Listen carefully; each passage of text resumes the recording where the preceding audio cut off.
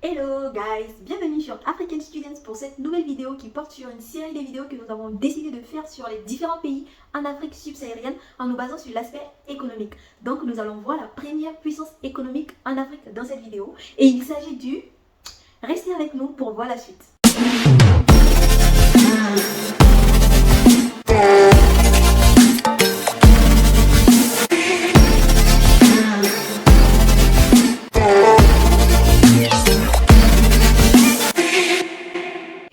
Le Nigeria est classé première puissance économique d'Afrique. Et nous allons le découvrir tout à l'heure, tout en commençant par la géographie. Pays le plus peuplé d'Afrique, le Nigeria se trouve en Afrique de l'Ouest au bord de l'océan Atlantique et couvre un territoire de 923 768 km². Il fait frontière avec le Bénin à l'ouest, le Niger au nord, le Tchad au nord-est et le Cameroun à l'est. Un autre point intéressant est le nombre de langues parlées au Nigeria. Le pays compte un très grand nombre de langues.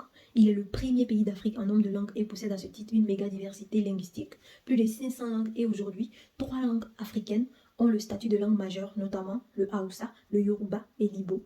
Elles sont enseignées dans le système scolaire où chaque élève doit apprendre au moins une langue.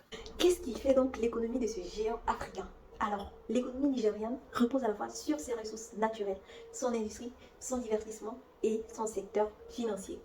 Tout comme la Côte d'Ivoire, le cacao joue un rôle prédominant dans l'économie nigériane. Le pays est classé 3e au niveau continental derrière la Côte d'Ivoire et le Ghana et 4e mondial.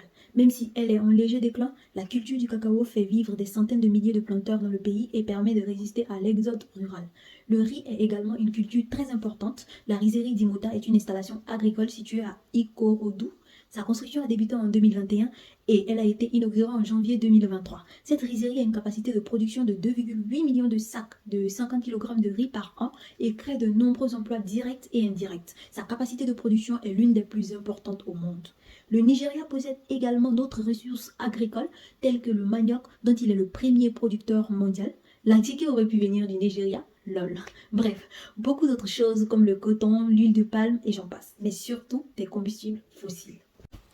À ce sujet, le pétrole nigérien représente avec le gaz 14% du PIB, 90% des exportations et 75% des revenus. Le Nigeria est ainsi classé le 6e pays exportateur de pétrole.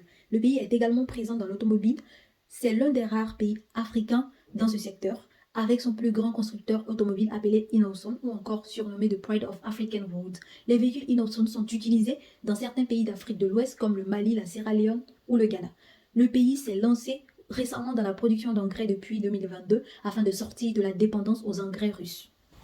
Pour ce qui est du secteur financier, le Nigeria est le plus grand marché financier d'Afrique. Le pays dispose d'un secteur bancaire relativement bien développé par rapport à la moyenne régionale avec un taux de pénétration bancaire élevé au niveau régional, 44% contre une moyenne régionale de 17% pour l'Afrique de l'Ouest. Le pays est également bien connecté aux marchés financiers internationaux.